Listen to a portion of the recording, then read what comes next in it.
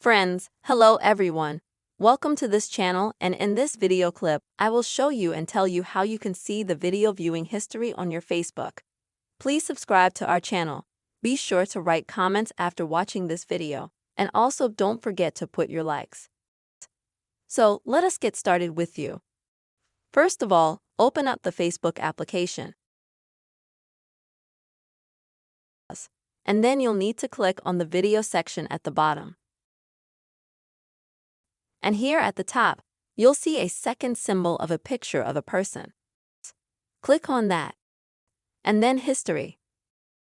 And this way, you'll be able to see absolutely all the videos that you've watched, that you've interacted with on the Facebook platform. So you can very easily keep track of all the videos that you're watching if you want to, say, go back to them, to watch them again, or just to remember what you've been watching lately. Or if you want to see what your child is watching, say. So that's the simple way, folks, you can see your Facebook video viewing history. I really hope this video was helpful to you.